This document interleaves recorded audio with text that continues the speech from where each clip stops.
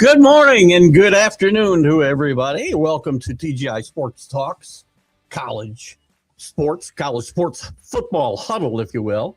I'm Keith Engle, your host, and we are part of, as you saw, MSP. We're part of a network of shows on the McGrath streaming podcast. So again, while we're still TGI Sports Talk, we're part of the McGrath streaming podcast. It's hard for me to say that. It's a network of shows, which you just saw most or many of them. I do believe there's others that probably will pop up as we go through the course of time, but we're happy to still be affiliated with what was National Streaming Sports and is now the McGrath Streaming Podcast. So we're one of those podcasts here at TGI Sports Talk, and all our shows will be part of that network. Good morning, everybody on Facebook, YouTube, Twitter, wherever you might be watching today or later. We thank our groups that have Happy New Year, all of them and all of you, by the way. It's been a great 2025, and we really appreciate all the groups that have allowed us to share our content throughout it. As always, you see a lot of them.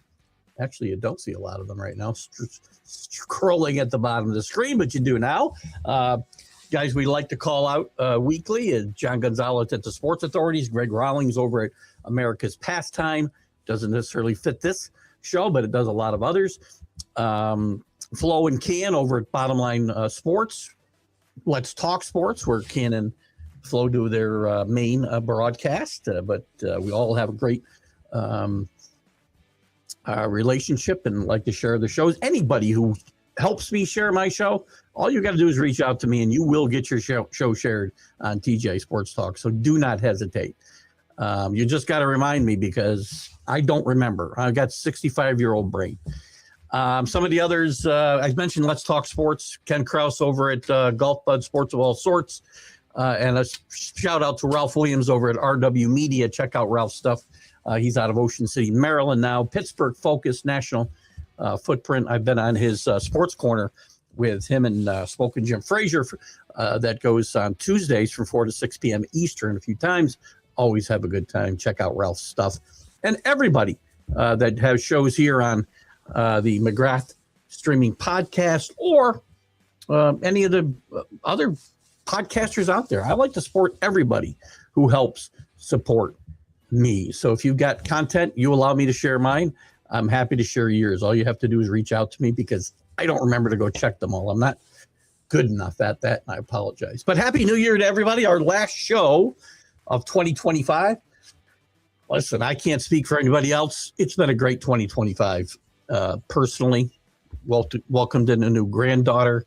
We'll be welcoming in, or we officially were found out we'd be welcoming in a new daughter-in-law to the fold come next year, but that was made official here in 2025.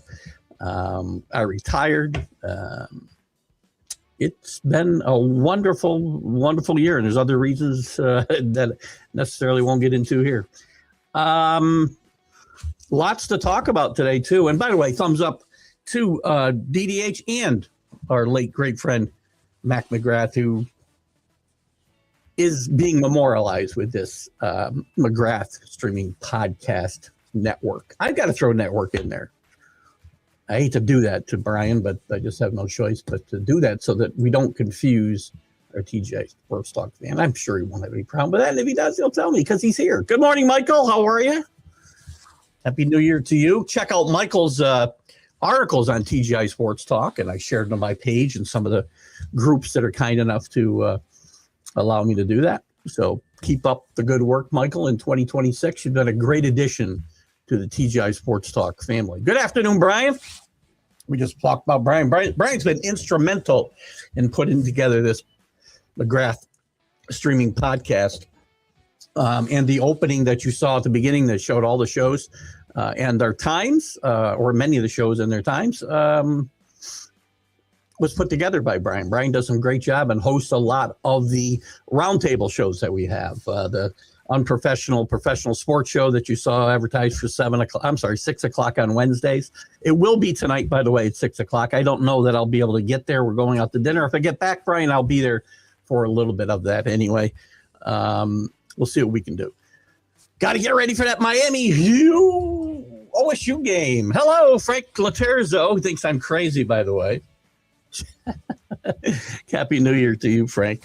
Frank sent me a message after our Jack and Keith's weekend playbook show on Monday. Am I crazy? I'm telling you, I know it's a little bit more than heart than head, Frank. I told you. I think they keep it in the 9.5, but I have convinced myself. And since we're talking about it, we're going to talk about the quarterfinal games. Obviously, we can go back. The first round, there's probably no sense. We haven't had a show because of the holiday and whatnot in a couple of weeks. So if we have to go back and talk about first round, we might a little bit and how it might affect the G5, soon to be G6 going forward. But we'll talk about these quarterfinal games for sure. Miami, Ohio State tonight at 7:30. It's a 9.5 point spread. I like that. I'm gonna bet it, Frank. And it might be heart more than head, but I've managed to convince myself. Listen, this Miami defense is really, really good, really, really talented. What they need to do is keep Carson Beck from making mistakes. Similarly did against Texas A&M, and I know Ohio State's better. But that Ohio State I saw against Indiana is beatable. They got to the quarterback 5 or 6 times. Miami's got a tremendous pass rush. They got 2 defensive ends that are going to be first-round picks probably. Reuben Bain should be a top 5 pick. If they get to that quarterback and can make Sayan move around a little bit, I think, and not give him time to get the ball downfield to those all-world wide receivers, I think they have a fighter's chance. If they can run the ball. You saw the game Fletcher had against Texas A&M. I'm not saying he's going to go for 180 yards. If they can run the ball effectively, shorten the game a little bit. And I'm going to tell you, I know how good the wideouts are at Ohio State, and I know how good all the athletes are at Ohio State. The best freshman and maybe one of the most talented players in the country is Malachi Toney. If you haven't watched Miami play game after game and watched how good Malachi Toney is and how dangerous he is, returning punts, pass receiving, running the football at times, throwing the football at times. He went 4 consecutive games this year with a touchdown pass. And again, I will say this.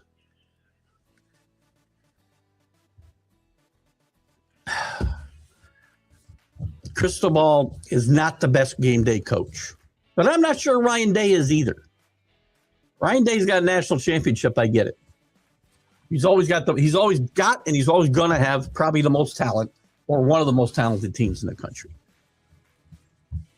But I'm not necessarily impressed with the resume of Ohio State. What is there for me to be scared of as a Miami fan about this Ohio State team? I will give you, they are the most talented team in this whole field. That doesn't mean they're not beatable. Ohio State has been the most talented team previously and lost under Ryan Day and lost to teams that weren't as good as them. Now, everything's got to break perfect. They're going to need a perfect storm to get through this. I can still hear music. I'm sure you guys can too, and I apologize for that. I'll take care of that right now. Again, maybe it's irrational. Maybe it's all heart overhead. But I'm excited for this game, and I have convinced myself they can win. It reminds me a lot of 2001 when the Patriots were a 14.5-point underdog to the Rams. Nobody gave them a chance, and I didn't give them a chance. And I took 2 weeks, and I found a way to talk myself into saying we can win this game. Reminds me a little bit about that. You know, it's funny, Brian. I am going to talk about some of the old other bowl games. This is one I have some interest in. I like Texas in this game. I think. I don't know. Actually, it's a 7-point spread, right? If I was going to bet it, and I'm not going to. I have not bet one bowl game outside of the college football playoff this postseason, and I'm going to bet one today, but it's Vanderbilt minus 5.5.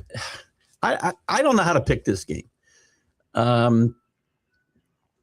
I think Biff gives them Biff Paggi gives them some continuity, and we are going to talk about the Kyle Whittingham trade signing. By the way, I think Michigan comes away with the best hire of the coaching cycle. I really do. Anybody who's watched my shows knows what I think of Kyle Whittingham and have for a long time. He's a great coach, one of the most underrated coaches in the country. Squeaky clean. If you're worried about him recruiting, I wouldn't be. You're going to get a sense of what he is, what he brings to this program pretty quick. But it won't be today, unfortunately. I think Texas wins this game, but I don't know if they cover, quite frankly. Good luck to the Canes. Thank you, Michael. We'll need it. You're betting the money line, which is 380. I'm not sure if OSU covers, but I'm sure they win. I'm going to bet obviously I'm going to take the points. I'm not going to bet the money line here.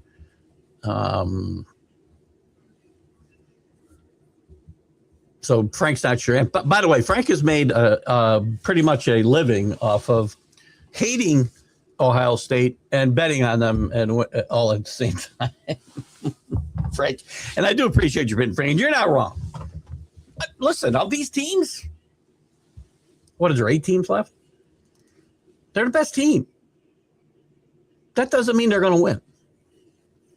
Best team hasn't always won. I don't know if the best team, is mostly won, quite frankly, in these playoffs, whether it was 4 teams or 12 teams. I think the best team won last year. Not sure if the best team won the year before. Sorry, Michigan fans. But that doesn't mean anything. You're the national championship. Best team doesn't win the Super Bowl every year. Best team doesn't win the World Series every year. But they're the best team because they won. But this is why we play the games. You don't just get to, okay, move them on. They're better. Biggest problem. Miami's as talented as any team in this tournament. I'm telling you right now. There's talent at wideout. Malachi Toney, again, is one of the most exciting, game-changing players in the country. I hope to God they find a way to keep him at Miami. Carson Beck is probably the most important player in the field for Miami this year. Tonight. They cannot afford turnovers. If you notice what they did against Texas Tech, Texas A&M, rather, they didn't take a lot of shots downfield, at least not early. And they really reined in Carson Beck, I thought. And I think you may see that. You'll see that again tonight. I think they will definitely try to run the football. Whether they can is up for debate. But I think this is going to be a fun football game, and I do think some points get scored in it. I really do. Be scared they beat Oregon at the road. I'm not impressed with Oregon, though. That doesn't really Oregon's getting beat tomorrow by Texas Tech. So, again, that plays into it for me, Frank. So, again, if I'm going to pull apart Ohio State's schedule. They beat Texas in the opening game. Okay. Well, they all count. I get it. Counts as a win. They weren't overly impressive in that game. The way Texas played, I mean, they probably should have won this game by more than a touchdown. Grambling, Ohio, Washington on the road. Okay. Minnesota, Illinois. Illinois was a huge disappointment this year. Wisconsin, awful. Penn State, awful. Purdue, awful. UCLA, awful. Rutgers, awful. Michigan, on the road. We know what was going on at Michigan. So, not impressed with that victory. And they didn't play Oregon this year on the road, by the way. They didn't play Oregon this year. So I'm not sure where you might be thinking of Washington. I don't know. So they didn't beat Oregon. Oh, wait a minute. Who are we talking about? Oh, you're talking about Indiana. I'm sorry. Sorry, Frank. I don't know where we got to. I like Indiana a lot.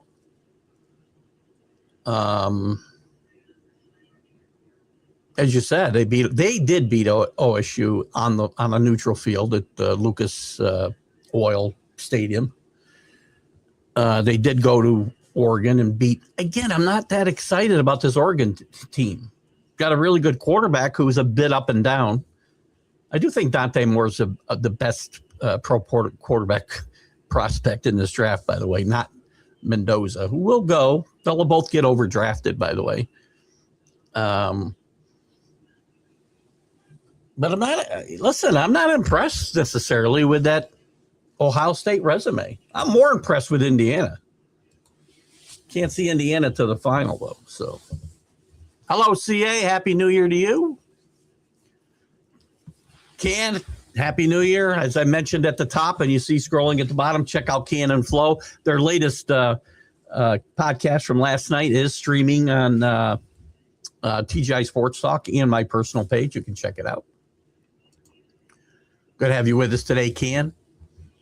Make sure Flo knows I like Texas Tech a lot tomorrow. You got Texas as well. A Michigan fan? I think Texas wins a close one. I really do. And we're going to talk more about the quarterfinal games than we are the other bowl game. Because they've got to do something, right? I know Rick, I don't know if Rick's with us or not, Rick Sherlock, but he messaged me with some, a few videos about why it's so important to play bowl games and what it means to the program, what it means to the kids. And I get all that. But I'm going to tell you something. If you don't do something to make it more interesting, the TV people are going to go away and there'll be no bowl games. You saw one fold this year. The LA Bowl folded this year. You're going to see more. Up until now, the stands are half full. The TV money is what keeps these bowl games going. I think they can do it. I mean, we had some discussion last week about turning it into another tournament, potentially. Those other bowl games. As they expand the playoff, more of those bowl games will become relevant. But those are going to be games like, the Citrus Bowl and the Holiday Bowl. Some of these are going to go away. One thing, and I was reading this, I think it might have been in The Athletic. It might have been Stewie Mandel's column, I think. Instead of these ridiculous conference alignments that they have still, or affiliations they have with certain bowl games, do away with all that nonsense. And, 30 minutes before we reveal the playoff teams, whether that's going to be 12 or 14 or 16 or 60, we know what it is. Match them all up. Once you get your 12 or 14 or 16 or 24, whatever it's going to be, take the rest of them and put them all together. The best matchups based on record. And if they've got 24 hours to opt in or opt out. And if they opt out after that, you penalize them. So anyway, we'll talk more about that if you like. Can's got Miami by 6. Attaboy. This will be if Miami wins, it's going to be a tight game for sure. Could be a field goal at the end. I'll take an overtime win. I'll take anything. As you can see, we're already supporting the U here, and we will continue to do that right through the game time tonight. We're going out for an early dinner with the family, back home by 7, maybe a little earlier, Brian, so I might be able to pop in because we're going to have dinner like 4 o'clock now at my mother-in-law's favorite Chinese restaurant. It's awesome, by the way. Plum Blossom, if you're ever in Troy, New York, check it out. But if I'm home in time, Brian, I'll pop on for whatever time is left in the show. Maybe I'll be home by 6. Who knows? They all eat slow, though. So. Kansas, Texas will cook Michigan. I look for Arch to have a big game today. And everything that's gone on at Michigan, I'm not sure how they could be really focused on football right now. But again, maybe, knowing who their coach is going to be. There's still a lot that's got to happen there, though. The AD's got to go. There's still a lot of things to put into place. Keeping guys from transferring out. By the way, when it comes to NIL money in the transfer portal, there are some teams that are finally getting smart and they're putting provisions in this NIL contracts. And they're putting buyout stipulations in, just like coaches are getting in their contracts. So if you think you're going to leave every time you get a better offer, it's going to cost you money to do it. I'm not saying it will even slow down the portal, but it might. And I think that the teams are going to have to take some of these precautions. Michigan about to play with tons of heart, and defense shines for Wink. Wink might be Wink's last game there, too. I'm sure Kyle Whittingham's going to bring in his people. I'm not sure that Wink's one of them. By the way, Wink's had some things to say recently about Sharon Moore and some meetings they had. And why is it these guys all speak up after the fact? I understand they're trying to protect their job. But Biff and Wink, and these great names, by the way, for adults. Just kidding. I don't know, that popped in my head. I just been in I don't know why. I got to apologize because I've been in a pissy mood for like 2 days. Showed up in our group chat yesterday, Brian. I had an attitude and a half, man. What was I talking about? Why don't these guys speak up about all the problems that are there forever? They don't speak up while they're going on. Are they afraid they're going to get blackballed in the system? And again, whatever you want to talk about on the field with Harbaugh and the things that went on there, not the same as what's been going on there with Sharon Moore for at least the 2 years he was there or more. They've all got stuff to say now. That's why I don't think Wink will be around. I don't think Biff will be around either. And again, I don't really mean to disparage them because I understand they've got to protect their own job security, I suppose. I don't know. Hello, Chris F. Grave. Great to have you with us. I don't know about the blowout. We're not going to go till midnight, I can tell you that. So again, I thank you guys for tuning in at this special time today. We'll be back at 7 p.m. Next week, as you saw on the Open. But Chris, Happy New Year to you. Indiana over Alabama is a lot. I love that game, by the way, too, Frank. The lock of 25 and 26. You're talking about next year's season or just the games in 26? Alabama's lucky they beat Oklahoma. Oklahoma and Alabama did not belong in this field. I said that from the beginning. Notre Dame should be in. I don't care whether you love Notre Dame or hate Notre Dame. Notre Dame should be in this field. And probably BYU should be too.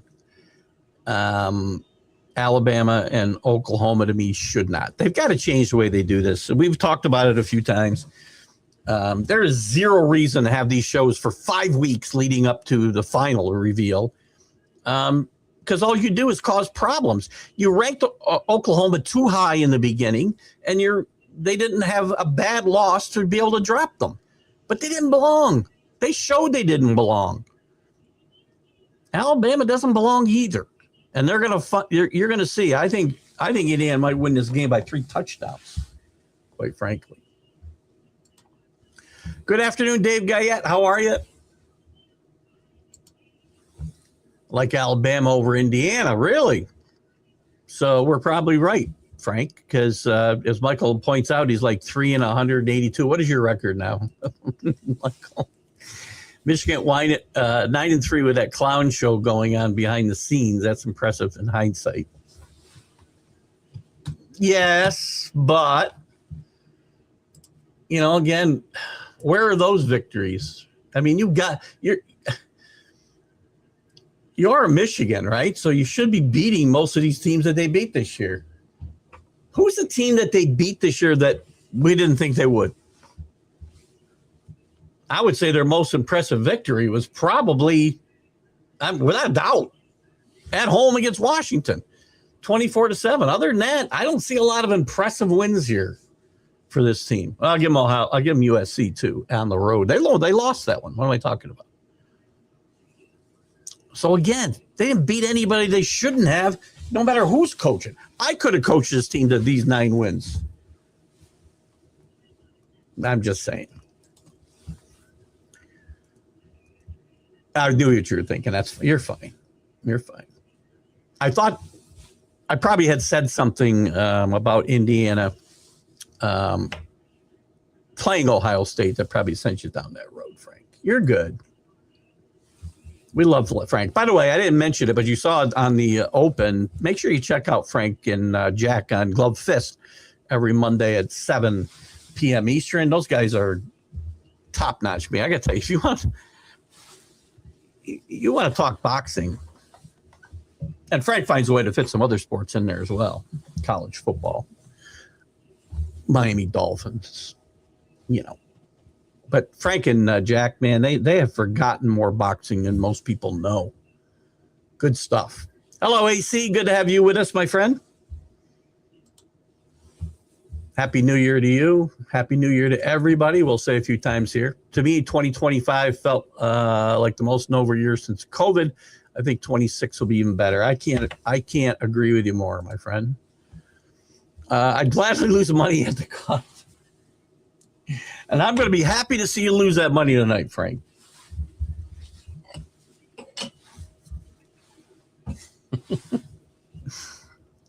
I just have a feeling. I think they were trying to protect the kids in the program. How are you protecting the program, though? God, Michael, I understand. And I'm not saying either one of these are bad guys. I really don't. But it's so easy for guys to speak up after the fact. In a situation like this, which absolutely turned out to be a dangerous situation at the end of it, you had a volatile guy here. Who knows what could have happened when this all blew up? Thank God she only had butter knives. Sorry. That's funny. This isn't them talk. This isn't them, keeping quiet about stealing signals, which, by the way, is only the most overrated thing in the history of college football scandals.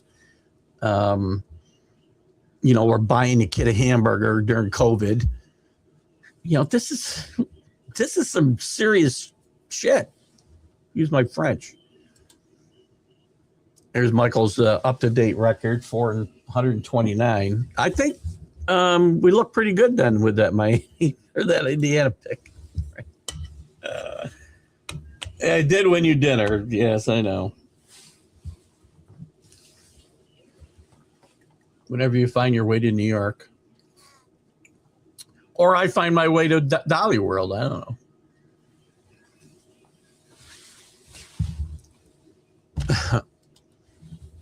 I pay my debts. We just have to be in the same place to do it. Or I can, easily, let me know where you'd like to go, and I will get you a gift certificate for you and your significant other. The reason they couldn't fire her, Brian, I don't disagree. But the reason they couldn't fire her is because of their own policy, Michigan's own policy about people coming forward in these types of situations. The way I understand it, I don't know that it's, I'm sure there's situations, whistleblower type things, right, where people need to be protected. I don't know that her job should be protected in this situation. She lied about it while they were investigating it all summer.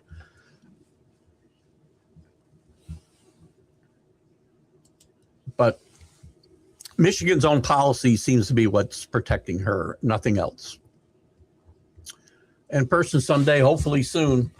I may not live that much longer. I'm an old man. I don't know how much time I got left. I wasted 20 minutes of my life with my this is not about my wife, by the way. She had what she thought was going to be an interesting story that came up. I'm telling you, it went on for 20 minutes. This woman wrote, and oh my God, it was awful. There's 20 minutes I can't get back. Not my wife's fault.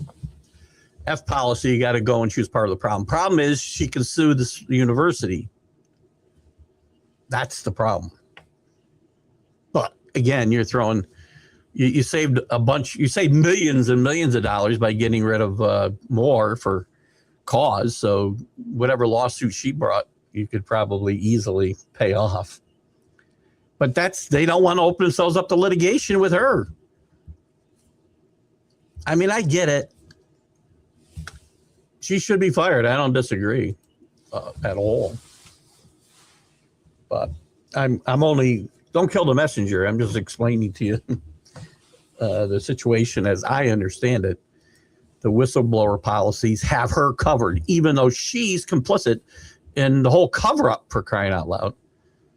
This was going on for a long, long time and was apparently an open secret around campus. So, again, I don't want to spend all day talking about her and him. Sordid situation. The other games tomorrow, by the way. So, again, I like Miami tonight. I like Indiana, as Frank said, tomorrow in the game. That game's at 4 o'clock. That's the Rose Bowl. Today's bowl game is the Cotton Bowl. At noon tomorrow's Oregon and Texas Tech in the Orange Bowl, which I'm sure has never been played at noontime. I like Texas Tech in this game. These are two good defenses. Morton, from what I read this morning, has been out of his walking boot and practicing full tilt throughout this month. Apparently fully recovered now from the fibula injury that he had that kept him out of some games this year and limited him in some games. I like this Texas Tech. I love their defense. I talked about Miami. This front four is really good. These linebackers are really good.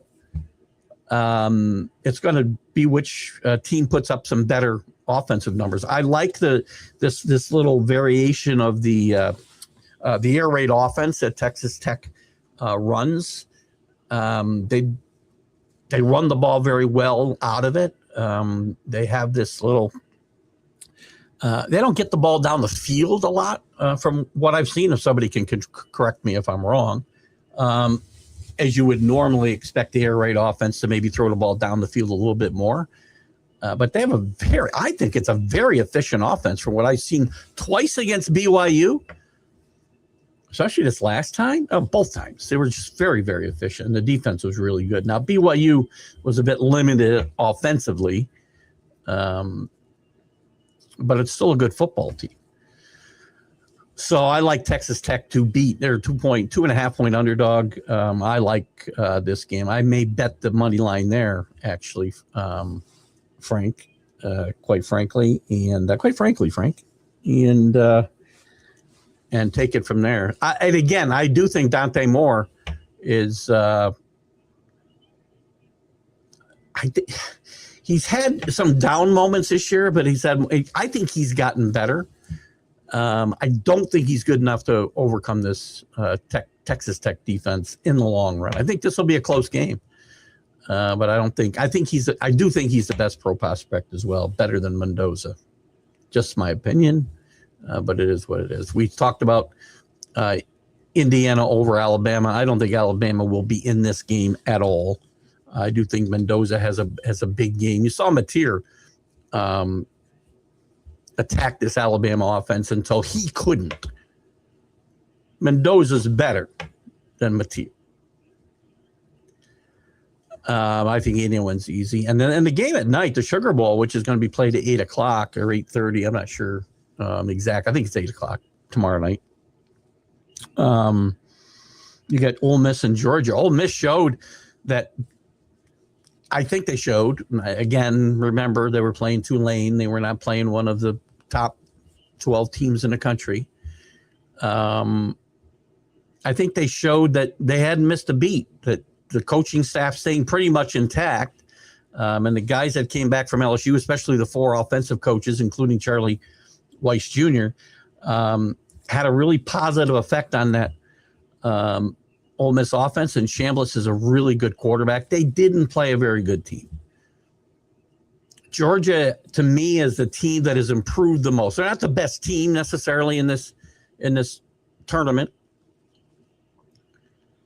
But I think they're the team that is so much better. I look back to that Tennessee game to where Georgia is now, and I think they've improved as much or more than anybody else that's left playing in the country.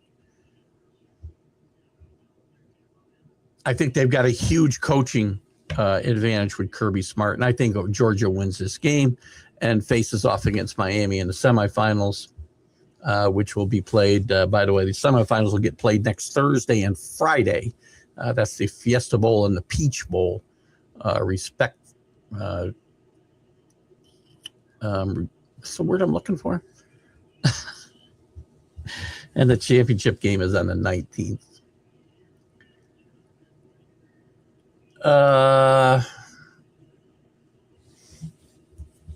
Yeah, no, I don't disagree.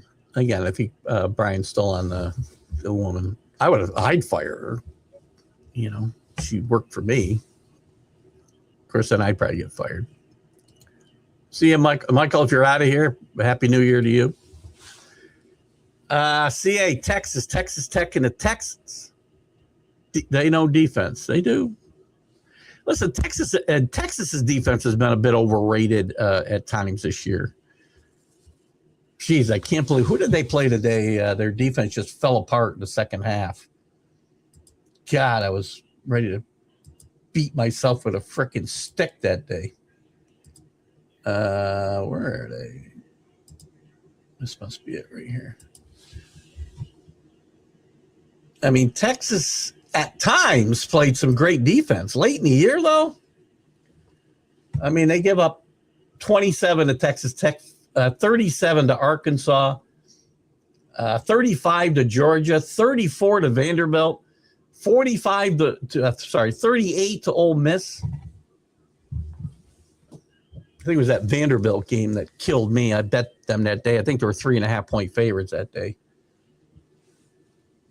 That's not great defense out of Texas. Now, Texas Tech is a different story. The Texans, which we won't get into too much today, we know what they are.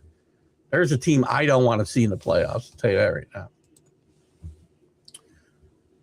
I don't disagree, Frank. I think on paper that might be the most exciting game to watch. Again, as a Miami fan, I'm more excited for tonight's game, and I hope I'm as excited at 10:30 as I am at 7:30, or even at 9:30, or 8:30. But I think the Oregon. Listen, I mean, if you're going to rate the coaches left in this tournament, right? I've got Kirby Smart 1, Kirk Cignetti 2, Dan Lanning 3, even though I don't like him to win this game. I got McGuire 4. I got Day 5th. I've got DeBoer 6th. What did I leave out? I've got my own coach 7th. And the Ole Miss coach, only because I don't have a body of work to look at, I'm going to say, not enough information available. He's going to get ranked 8th. He's not really ranked 8th because I don't have enough information. Not applicable. So I think you got the best matchup of coaches in this game. Oregon, Texas Tech. That's an exciting game. Happy to start my New Year's Day with that game.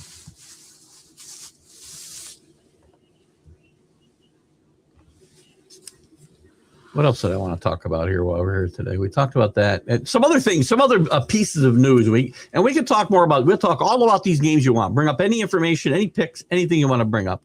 A couple of the games that I'm interested in. Again, we haven't had great bowl games up until now. We just talked about it. They need a way to fix this. I agree with Rick Sherlock, and some of you guys just say it's important for these kids. They do get to practice more. It is a reward for them. But if there's nobody watching, what's the point? So you need to find a way to reinvigorate these bowl games. Now, with that said, there's a few I'm interested in. I like the Sun Bowl matchup with Duke and Arizona State a little bit. I like this Michigan-Texas game at the Citrus Bowl. I like the Vanderbilt-Iowa game. I like Vanderbilt to win that game. That's the Real Quest Bowl.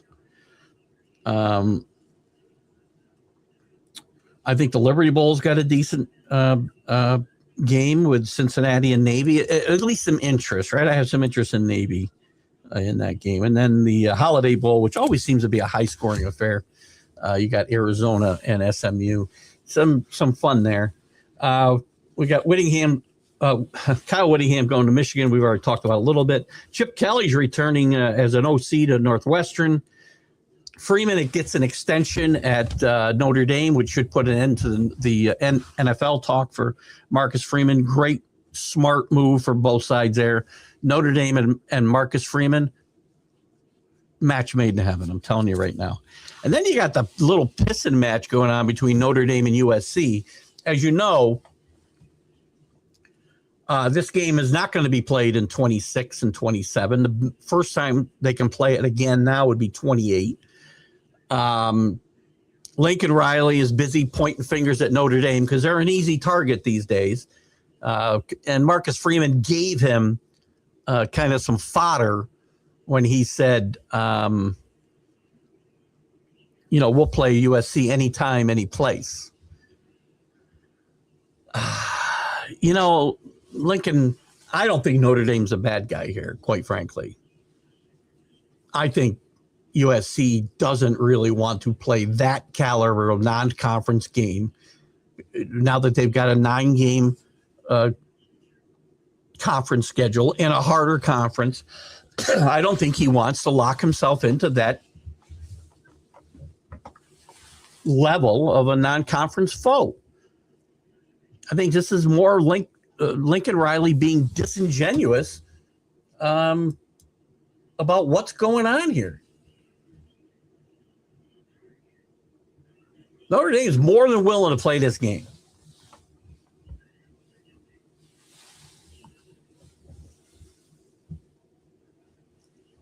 And while USC seems more willing to play, especially late in the season, play in California and play Stanford or play Cal. Certainly not the same level of competition, non-conferences as Notre Dame. But Notre Dame's an easy, target these days, right? Marcus Freeman seems to be an easy target these days. Marcus Freeman didn't have anything to do, by the way, with Notre Dame pulling out of any bowl consideration. That was the AD and a power play by him. That's something to remember here. I'm not really happy they didn't play. They should have played. Because they would have had a really good matchup with BYU most likely, and I would have been interested in that game. BYU and Georgia Tech did play one of the more interesting bowl games the other day in the Pop-Tart Bowl. Really? Oh, I'm sorry I didn't give the corporate affiliations for the Sun Bowl or the Citrus Bowl or the Cotton Bowl or whatever. I'm not going to do that. But, these ADs who say, well, we're not going to schedule Notre Dame. We'll show them. They're all going to schedule them. The ACC is going to pull out of their agreement with Notre Dame. No. None of those schools against non-conference competition anyway are filling up their stadiums. Maybe Clemson is, maybe Florida State is. When Notre Dame shows up, they get 90%. They're guaranteed 90% capacity or more. They're not going to do that.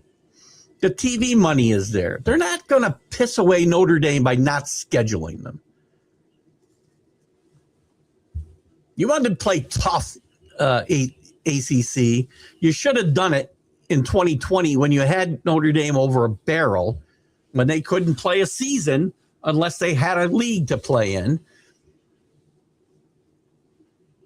They've had this affiliation where they do play, X amount of ACC teams every year. I think since 2017, maybe.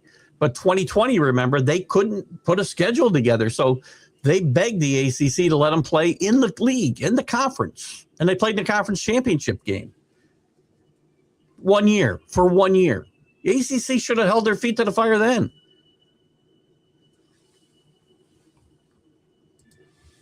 Hello, Scott Kobe. The key to Miami winning the game tonight, pressure on the quarterback and run the football. They've got to put pressure on again. You know, and Ohio State gave up like 5 sacks all year. They gave up 5 or 6 to Indiana in that game. Sand didn't play as well. Couldn't get the ball down the field the way he had to those all-world wide receivers. They got to pressure the quarterback, and they can do it because they got 2 of the best defensive ends in the country, 2 first-round draft picks. One who ought to go top 5.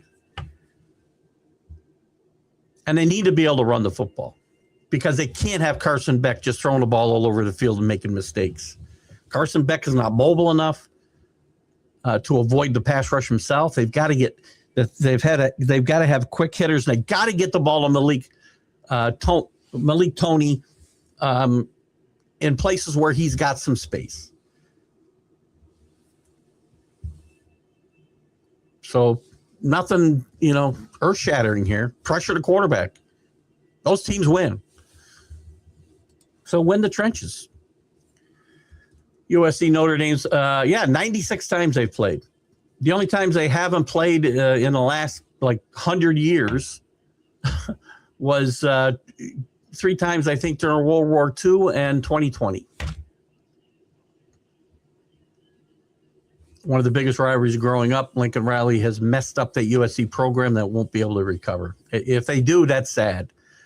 Because this is one of the blue bloods. When I talk about blue bloods a lot, right?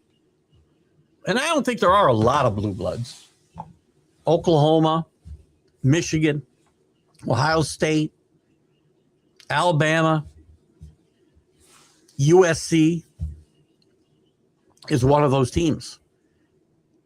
And he's busy. First of all, the university itself. I'm not going to blame Lincoln Riley for this. The university itself messed up that program going to the Big Ten. No business doing that. All about money. If they kept that Pac-12 together and found a way to improve the football programs rather than taking an easy route to more money by going to the Big Ten, this program would be better off. UCLA would be better off. Oregon would be better off in the long run. So would Washington. So, again, I'm not willing – Lincoln Riley has his share of blame here, Scott, but I'm not willing to blame it all on him because the powers that be at USC made this decision basically, along with some other programs, to blow up a 125-year-old conference. They should be ashamed of themselves.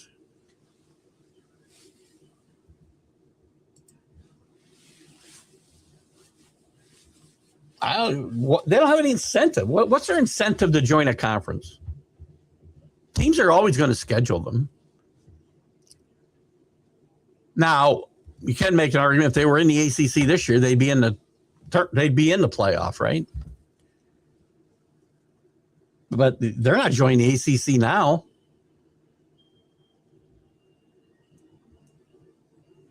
Big Ten's already bloated. Those are the only real.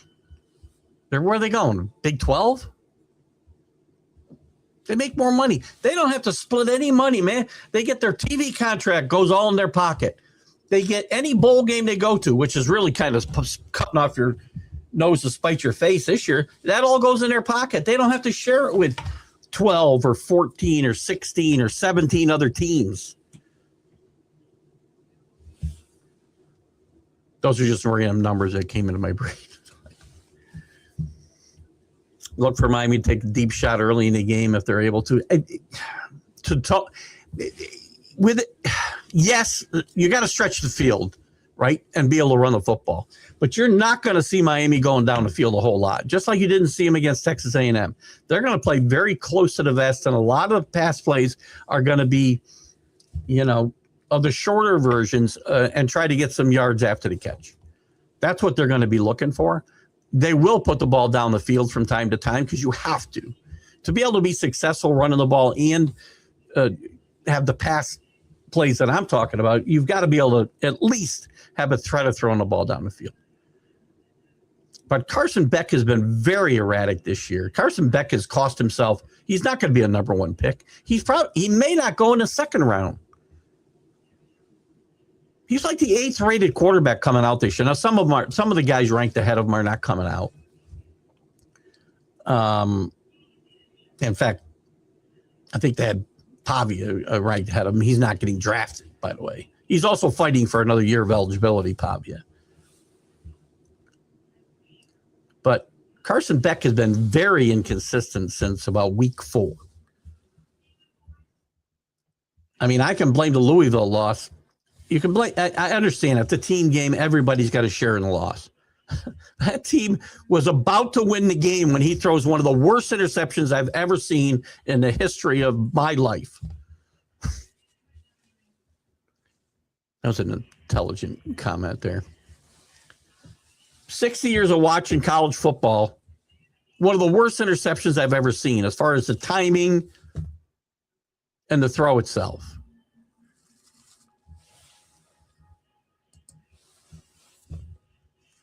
Pac-12 off their dark produced some of the best football seen in college. I agree 100%. Pac-12 was a better sports. And again, remember, we're only talking about football because football rules the day, right? But we're talking about 125 years of history in this historic conference. See if I can be any more redundant in my conversation. This historic conference, great history in track and field, great history in baseball. Basketball. We don't care. Blow it all up because football is all that matters.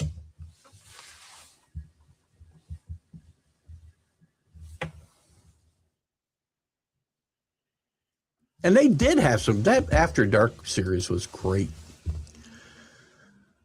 Vanderbilt, like SMU, deep pockets. Sustaining the success. By the way, they got a chance to win 11 games for the first time in conference history today. Diego Pavia is playing today. That's why I like him. So it's likely to be. I was looking at some of the other games I guess I could bet a game tomorrow. But outside of the playoff games, the only game I'm going to have bet most likely is Vanderbilt. I might find a game tomorrow, but this will be the first time I bet. How do you bet these games when you don't know who the hell's playing? Vanderbilt seems to be fairly intact. I know everybody's got opt-outs. Sorry, I got to keep my eye on something here. But I like Pavia, and a chance to get to 11 wins today, I think is important to that team. I think he's got a chip on his shoulder. It's very obvious from his disrespectful comments after not winning the Heisman. He shouldn't have won the Heisman, probably. Listen, I would have had no argument if he won. I love the kid. I love the way he plays football. He probably plays as well as he does because of that chip he's got on his shoulder. And sometimes it manifests himself in immature, disrespectful comments like he made after the Heisman. But he walked those comments back. But I think that chip on his shoulder will help. And SMU, by the way, Lashy didn't stay there because this team isn't committed to winning and spending money. He could have gone to Arkansas. He could have gone maybe to Florida if he didn't feel this team was committed to spending money and winning.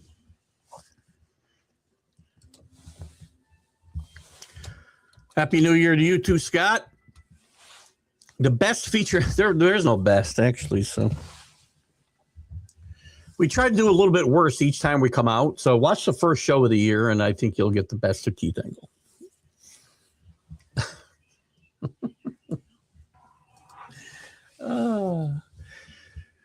Two games I have bet. I took Oregon. I also took Navy over Cincinnati. I'm thinking about the Navy game tomorrow. That's the game I was looking at, Scott. I will bet. I am betting Miami tonight. And I'm going to bet Miami and Texas Tech for sure. And I have a Vanderbilt bet today. The other games tomorrow, I love Indiana. So I'm going to get an Indiana, Texas Tech bets in tomorrow as well. So not sure how much further I want to go than that. Always produces high-scoring games. Always. Holiday Bowl, SMU, Arizona. Two teams that can put up points. SMU hasn't played a lot of defense this year. Played some good defense at the end of the Miami game, but Miami shot themselves in the foot right and left there too. Terrible. Terrible, terrible, terrible. What else, guys? What didn't I touch on? You know, one thing we didn't touch on, we haven't been on here in a couple of weeks, so let me the live over under on the Vandy game is 37.5. Really? Oh, they're playing Iowa. Iowa can't score. Maybe they will against Vanderbilt. That seems kind of low even for an Iowa game. That's like telling the firework vendors back in early 2000s when they banned them to the public. Y'all will be okay. Watch London's show on TV. What's that in reference to?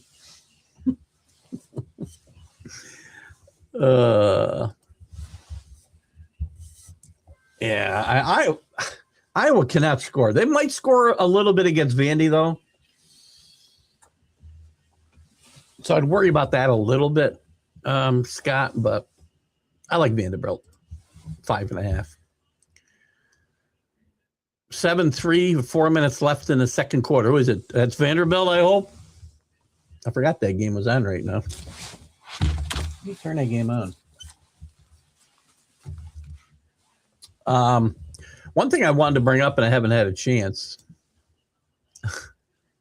See, yeah, thank you. Bear with me while I get this on. I forgot the game started. I forgot the time. I thought it was 1 o'clock for some reason. I feel like this game's like a 11 o'clock start wherever they're playing it, isn't it? Bear with me 1 second. Another thing I wanted to touch on. We haven't done a show in a couple of weeks because of the holiday, and it just didn't work out timing wise with family around last week and all that.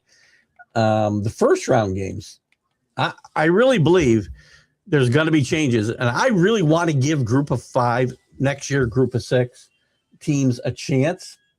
But I'm sorry, they've got to be ranked within whatever the parameters are. If it's 12 teams, they got to be ranked in the top 12. This isn't working the way that it is. Now, if you want to let them all in, I still would be a proponent of 24 teams, 11 conference championships champions, because I think we have 11 leagues again next year with the Pac-12 back. 11 champions and 12 at large. You want to expand the tournament and still give these teams a chance? Fine, but put them all in. And then you give out what? I can't do the math. 8 buys. Maybe you got to have 8 buys in the first round. Geez, Vanderbilt defense looks pretty good, actually, the more I look at it. So I don't know. There's going to be some changes, though. If they don't go and they're not going to let all the conference champions in ever, right? That's my own pipe dream. This isn't going to keep working the way that it's working now.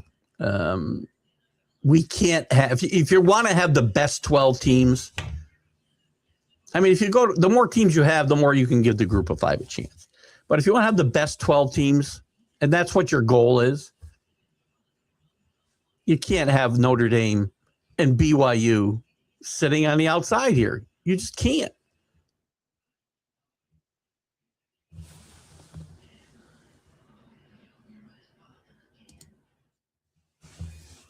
2P, I'll get CBS game. I feel like CA's talking. Either I'm having a stroke or I can't. Or CA's talking in tongues today. I don't know what's going on.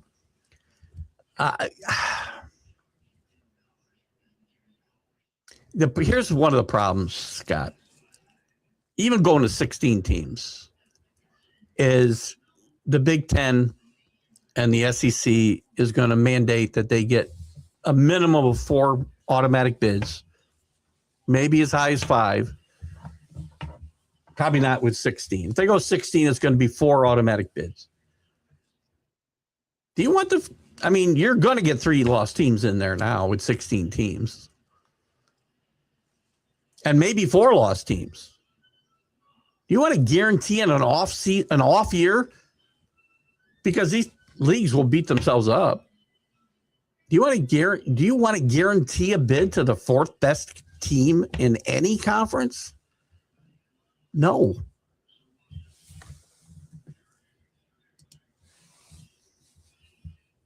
Yeah, 100 on the 7. I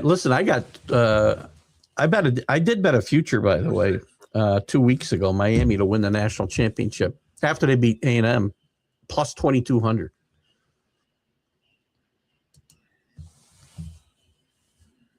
Hello, John Gonzalez. Go Canes is right. I'm serious. I messaged John Gonzalez before the show that I truly believe, Frank Laterzo had messaged me to tell me I'm crazy. This isn't it. I understand there's a lot of heart in my pick for the Canes. But I believe in that heart and in my head that there is a path to victory. Do I think Ohio State's a better football team? I do. Do I think they're better coached? I do.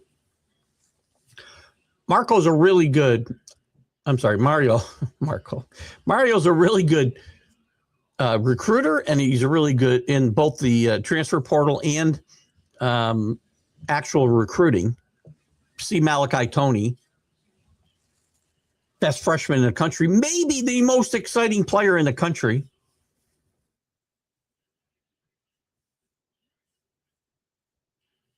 I just think their defense can blow up that Ohio State offensive line and keep staying off his spot and create some havoc. Again, perfect storm, needed. There is a path to victory here. Whether they find it, I don't know. That's off the college football subject, but yes, Drake May is the MVP. We're not going to spend a lot of time on this, so don't debate me here. Debate me Sunday on the Sunday Stream of Consciousness, please. But I will say, yes, Drake May is the MVP. It's coming down to May, and in my mind, it was down to May and Stafford. And Stafford's game the other night was atrocious. Oh, I see. That's the Sun Bowl. I'm not going to give the holiday. That's going to be listen, that won't be a bad game. Duke's better than you think. Did they belong in a playoff? No. Mario Cristobal and Fernando Mendoza both went to Columbus High School in Miami. I did not know that about Mendoza. I assume his brother went there as well, both quarterbacks. If you remember, his brother is the backup. Scott would bet Arizona State, and I'm not betting that game. I've told you, I can't. I've had to do enough research just to find out who the frick is playing that it's just not. It's not worth the risk of me betting any of these games, or many of these games, I should say. I did bet Vanderbilt outside of the playoff games. I did bet Vanderbilt, and I may bet Navy tomorrow. I may bet the over in Arizona and SMU because of the history of that game. That'd be awesome, wouldn't it, John? Oh, John, I wanted to show you something. I don't think you've been here in a while. And if you have and seen this, I apologize. So our good friend, Charger fan, Matt Lidioff, who comes on the Sunday Stream of Consciousness often, and he sends me playing cards. He knows I'm a Yankee and a Patriot fan. on my, you can't see my Christmas tree. You can see the tree, but I don't have any ornaments on it. I have it adorned with cards that not playing cards, but player cards. Did I say player cards the first time? Player cards, Patriots and Yankees, all of those. But he sent me one that was not a Yankee or a Patriot. Do you know who it was, John? He must have been listening to our debates. Joe Willie Namath. Best quarterback in the history of Alabama football.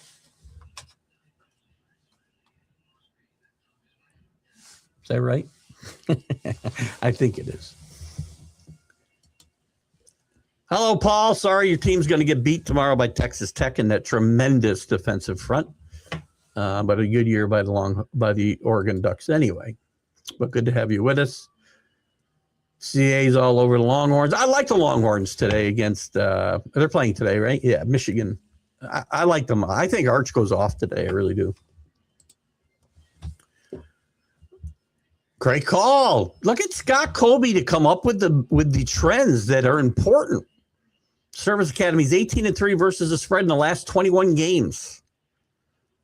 I did mean to bet Army and lost track of when they were playing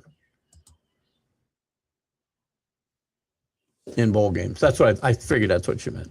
Actually, sorry. Yep, that's your boy. Stabler did go to Bama. Don't think he was good as Joe there.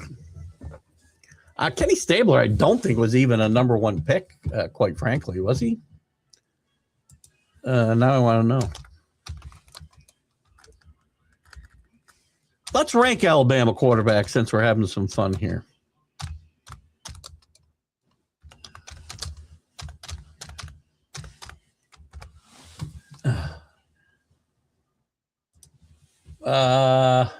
See how many I can get. Dixie Howell and Harry Gilmer. I got no clue. Bart Starr. How about name a Starr? Stabler. Gets tougher after that, man. Because I really can't distinguish between A.J. McCarron, Hurts, Tua, Mac Jones, Bryce Young. I don't know. How about I put Namath and Starr 1 and 2, and you can figure out the rest. I don't think Stabler was a number one pick, though. Let's find out. Now I need to know the answer to this. That's what happens, right? I go down rabbit holes, man.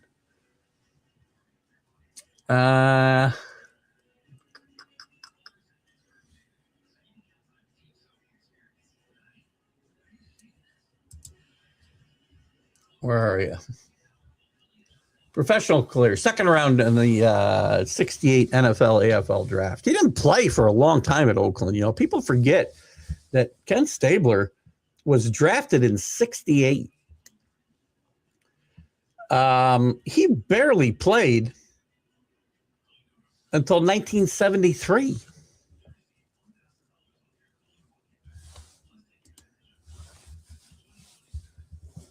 Oh, stop. Paul, I will bet you any amount of money you want to bet that Oregon doesn't score 47 points today. Stop being such a fair weather fan. And I don't even care if it's about the Patriots, who we both have a mutual rooting interest in. You got to be more realistic about your team. Oregon's not 47 points better than Texas Tech. In fact, they're not 1 point better than Texas Tech in my mind. The only place on the field that I can see that they have any advantage is at quarterback. They're both good defenses, and I think Texas Tech's better. You're going to see that when Moore gets pass rush today. Their linebackers are better than Oregon's. Even Oregon's are very good. So this game comes down to whatever offense makes less mistakes and can make a big play. It's the only place I see you're better on the field is at quarterback. That's an important position. And I'm not saying Oregon won't win, but please.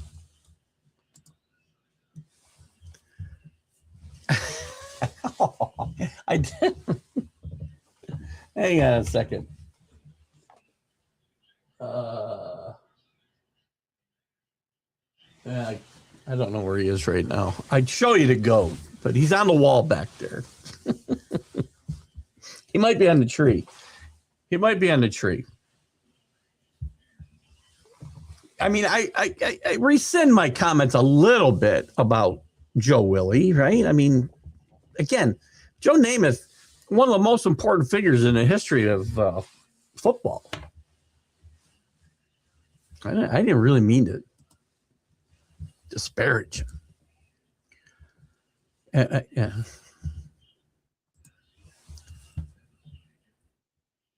I will give them their due. I've told you all along, when Oregon beats somebody worth talking about, and I said when they beat Penn State, when Penn State looked like they were actually a good football team, and it turned out they weren't, I gave Oregon their due. They went on the road and wanted a tough place to play, no matter what Penn State's situation became after. That was a great win. Other than that, Paul, where are their great wins? Am I missing them? Because I ain't seen them. I mean, maybe I'm wrong. And maybe you can straighten me out. And I said this about Ohio State.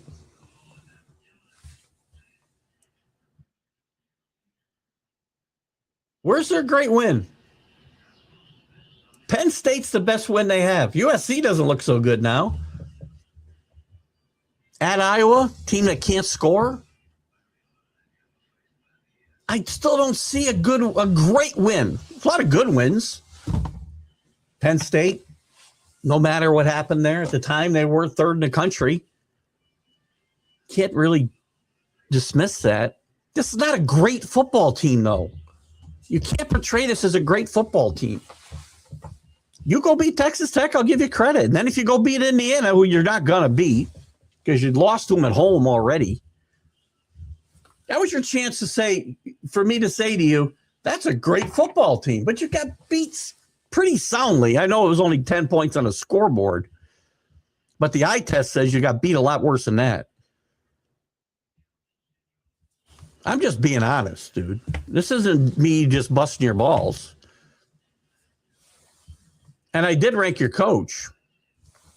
I think Dan Lanning is the third best coach. Didn't I say third best? Yeah, I think I had him third. He's the third best coach in this playoff. Great coach. But he's up against the fourth best coach in this tournament, in my mind. And you do have an advantage at quarterback. And if Morton is not healthy, but all reports say he is, because that offense moves pretty smoothly when he's in there to go along with a great defense.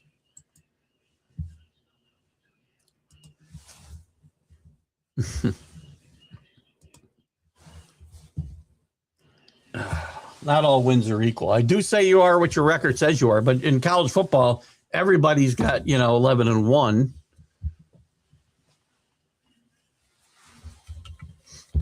Texas Tech is a better football team. And people are going to say, Big 12. I play in the Big 10. It's a good football team. Going to find out tomorrow. Sold. I am sold on Dante. Actually, let me actually qualify my comment, Scott. I'm not sold on any of these quarterbacks. Any of them. This is a very, very, very weak quarterback class. If Arch Manning came out and said, tomorrow I'm coming out, he'd be the number one pick in the draft. He'd be the number one quarterback without a doubt. So I'm not sold on any of them. I'm talking about the guys that are there, and Mendoza and he are going to be talked about the most. He is the more likely, I think, to succeed at the next level. That's just my opinion, and I certainly don't think that's a high probability. I think this quarterback class stinks, quite frankly, as far as the next level. Some good college quarterbacks. I just don't like their prospects on the next level.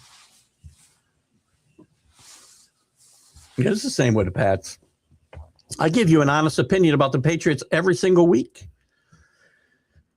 You'll never see me say the Patriots are going to beat somebody 47-0, anybody, unless 12's playing quarterback. I temper my projections. They aren't just, I'm harder on my teams than anybody. You will never see me and I'll pick them. I always pick my team. And when I'm harsh with my teams, I want to be wrong. Miami's got some faults. You think I'm going to say that they're going to win 47-0 against Ohio State? I do think they have a chance to win this game. I think there's a path to victory, but they need to play nearly a perfect game to beat Ohio State tonight. I've got my own coach ranked 7th of the 8 coaches left as far as sideline game day coaching. Great recruiter, great practice coach, but too often they don't bring that talent to the field. That's real. That's paying attention. I mean, again, Paul, I love you to death. I love your passion. I love that you are excited about your teams. And everybody should stick by their teams. A lot of people, and Danny gets on me for being too hard on my teams. I always want to be wrong in my analysis. Unfortunately, too often I'm right. And you know one thing for sure, Paul. If Oregon goes out there and blasts Texas Tech, I'll be the first guy to come on here Sunday and tell you I was wrong. Because I'm not Mike Francesa, who you probably don't know the name. John, I'm sure John Gonzalez is familiar with the name Mike Francesa. Maybe you guys across the country are, because he did have a nationally syndicated radio show for, over 2 decades. But when he's wrong, tapes disappear. Well, my videos don't disappear. They stay up forever. And when I'm wrong about something big, I come here and I tell you. And that's not going to ever change. I'm not going to rationalize it away. I'm not going to tell you the refs take the game. I'll tell you refs are bad. I try, and I sound like I'm patting myself in the back here, and I apologize. I'm really not really trying to do that. But I'll always give you an honest opinion. It's never going to, sometimes it'll be a little bit tinged because I want my team to win.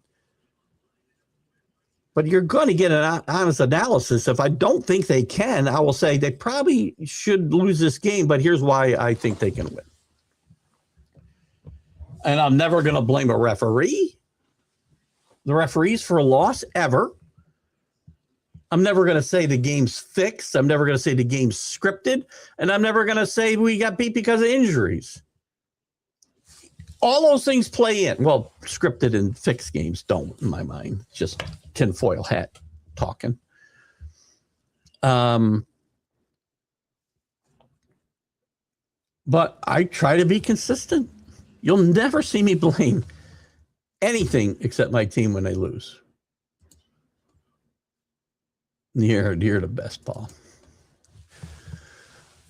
Yes. No, Mike. Mike Francesa then. Freaking guy. He's a blowhard. I'm a blowhard. We're all blowhards when it comes to this type of thing, right? We're here spewing opinions. And I've told you many, many times on this show, I go by the Billy Packer's old axiom that I'm often wrong, but never in doubt. Right? I love that line. And I'll tell you, though, when I make a mistake, I make a mistake. It's not infallible. If I was, I'd be betting every game and I wouldn't be here. I'm sitting on a freaking island somewhere that I owned. If someone gave me 100, well, look, I mean, it depends on what, if I want value, because I know they're talented and they don't always bring it to the field, though, I bet Miami. I did bet 100 on Miami to win 2,200.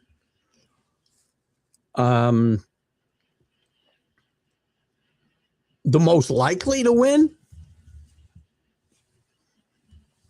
if I take away my fandom, and again, I assume Miami doesn't play that perfect game tonight, it'd bring Ohio State. Now, in between,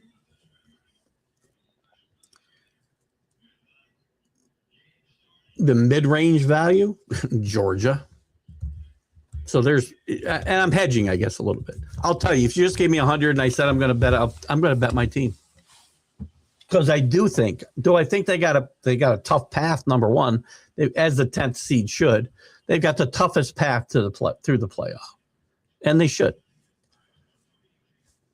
So they don't just have to play one perfect game; they've got to play 3. Because that's the difference between Miami and Ohio State, Indiana,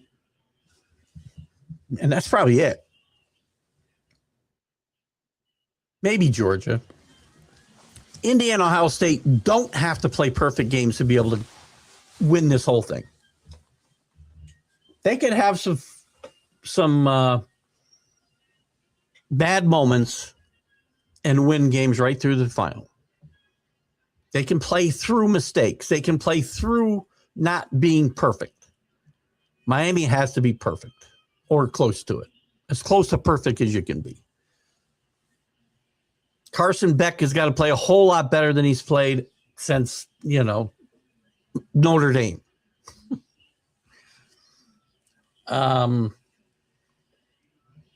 But they can win, and there's some real value there when I can turn that 100 into 2,200. I don't know what they are today. I have no idea. I know when I bet them, they were 2,200. All right, go enjoy your day, Paul. Call me tomorrow when they're up 47-0, please. Giants blew it. Should have lost against Vegas. Taken Mendoza. Dart is a run first, pass second. Quarterback Mendoza is a much better passer. I don't disagree. Man, Dart's a better athlete. I think they can. Now again, this is on the Giants.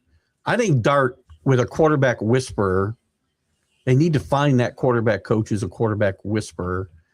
I think Dart can become a better quarterback than Mendoza. If we're just going to talk about where they are, again, I'm not a Mendoza fan. I'm not a Moore fan. I think this is the worst quarterback class in a long, long time.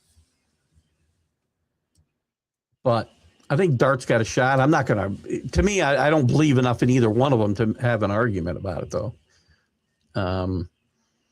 I think anybody, and again, I'm pretty clear on this all the time, anybody who wastes a top 10 pick on a quarterback is really making a mistake, unless it's a can't miss prospect like Peyton Manning, right? And again, they miss too. There are more misses than there are hits. First round. 8% of the quarterbacks taken in the first round I'll say it one more time. 8% of the quarterbacks taken in the first round of the draft since 1967 have won a Super Bowl. 8%.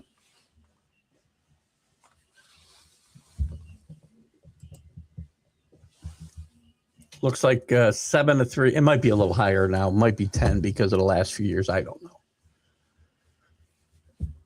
Looks like 7-3 halftime. Under looks good. I would have thought, there's a fake. No, he's going to kick it. Or was he past the line of scrimmage? What happened there, Scott?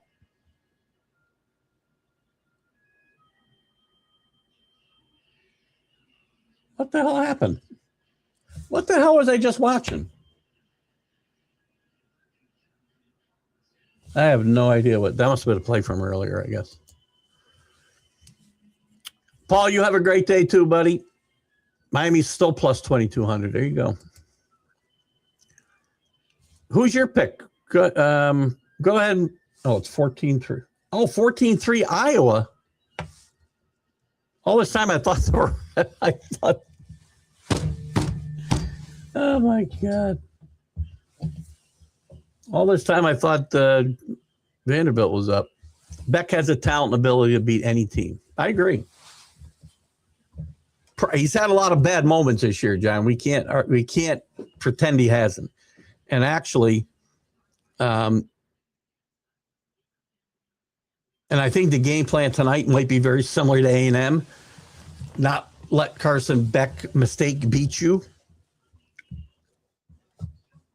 Get to the quarterback and find a way to run the football. And get the ball to Malachi Toney in places that he can do his thing. There's no more exciting player I've seen this year on the football field than Malachi Toney. All right. Definitely at number one overall next year in 2027. He'd be the number one pick now, John. That's how bad these quarterbacks are. Scott likes Georgia. What are they, 750? That's a good, again, that's a value pick. 750. To me, anything over, 4-1, 5-1 is still good. I decided to take a flight. Listen.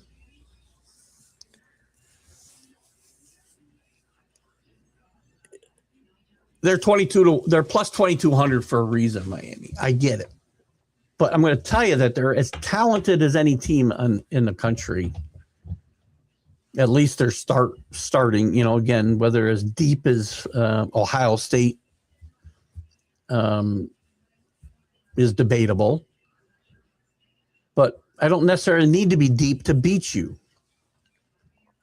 I got to play smart. I can't turn the ball over. And my big players, Beck, Toney, Fletcher, have got to make plays. And the defense has got to knock Sayin off that spot. I think those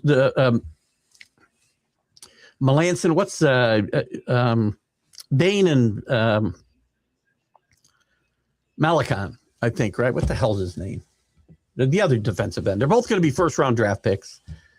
Whatever, I can't get his name, the letters unscrambled in my head. My dyslexia is catching up with me today. Just got to play perfect, John. Oh, close to perfect. Miami's not bad. They get beat by Ohio State. They could go to the title game. Well, if they beat Ohio State, then I think they beat the best team in the country, quite frankly. Indiana's got an argument. And I did see and mention this earlier. Chip Kelly's back in the Big Ten at Northwestern. Chip Kelly's career trajectory is kind of going the wrong direction, isn't it? Remember Chip Kelly was the smartest guy in the room? Oh, wait, was that him that was saying that? I don't remember. We'll wrap it up here in a few minutes, guys. Ryan Day gets tight sometimes in these spots. I agree. I've said this for a long time, and I said it right up until they won the national championship last year. But I think it's still true. When you're tight like that, I think this was the problem with them before. One of the reasons they lost 4 straight to Michigan. One of the reasons they couldn't get over the hump before last year was his teams would play the way he coached, which was tight. You can see him. That man is wound as tight as a freaking, I don't know. Give me something that's wound tight. I don't know. And I think that might happen again tonight. And I think if they get behind, it's going to be interesting. Miami getting out in front, I think, is important. Get that first score. Get out 10-0. Be able to run the football. Be able to shorten the game a little bit. Don't make mistakes. And maybe that Ohio State team tightens up a little bit because they haven't played until they played Indiana. They hadn't played a close game, and it showed. Now, and I really do believe losing that game and playing in a tighter game, they didn't find a way to win it. But it was probably a good thing for Ohio State. I agree 100%. And, John, I think their defense is as good as anybody's in the country. I think it's as good as Ohio State's. I think it's as good as Texas Tech, who I think might be the best team in this playoff, Texas Tech, defensively. But I think Miami's talent is there. They just got to be disciplined. Again, here's the problem, and this is coaching, and this is why I have Mario rated 7th of my coaches in this playoff, is they don't always bring that talent level. It doesn't show up on game day. They make too many mistakes, too many bad penalties, too many bad interceptions. They have to minimize all of that tonight and going forward in this playoff. If they minimize that, and they level the playing field by not making mistakes, man, can't see how they don't have a chance to win this game.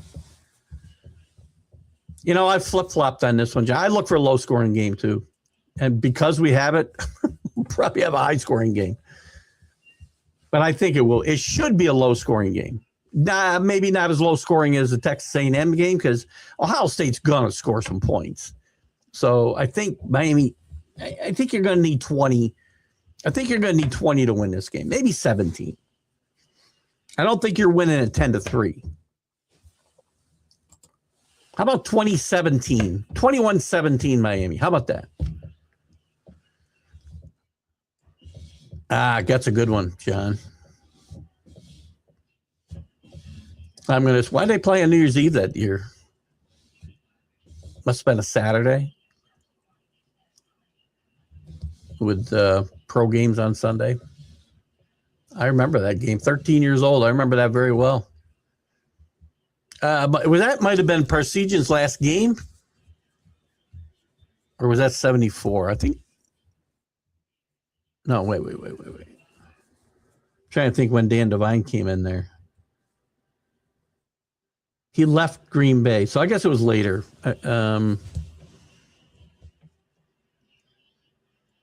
Yeah, actually, Parsegian might have been there through 75, actually, more I think about it. I don't even think it gets to 2017. I mean, maybe not. 17-13. That's fair. I just don't think it can be a 10-3 game. I think, Ohio State's going to score a touchdown. At least one. Maybe two. That's why I'm thinking a couple of touchdowns, a field goal. We got to find a way to get to 20. Or 18. It'll be fun. 17-13 is a good call, I think, though. All right, guys, I think we're going to wrap it up here. Oh, what do we got here? JB comes in. I'm about to wrap it up. Happy New Year to you. Wishing you a Happy New Year as well. Keep the great work and content in 2026. I appreciate it. You do the same thing, my friend. Check out JB on the Back It Up Binge podcast. JB does some great interviews over there. That's why I haven't gone back to doing interviews. JB does a better job than me. What do you got here? Lindy Infante. Lindy Infante is another Columbus High School. But there's a former Green Bay coach. Coached the Colts, too, I think, right? Happy New Year to you, John Gonzalez. Happy New Year to all you guys. We're going to wrap it up and get out of here. We'll see you on Sunday with the. So I'll probably see you Friday, actually, with what am I talking about? I'll see you Friday. I forgot what day it was. I'll see you Friday with Jackie Keith's weekend playbook. I'll see you Friday afternoon, I think, with an MLB update, and we'll see you Sunday with the Stream of Consciousness. Maybe I'll see you later on the Unprofessional Professional Sports Show if I get back in time to pop in for a little bit. Hopefully do. If not, guys, you have a safe and happy New Year. 2025 for me was great. Thank you, 2025. 2026 is going to be even better. And I hope it is for you and yours as well. You guys have a great day. Keith Engle, TGI Sports Talk, College Football Huddle. See you later. Bye-bye.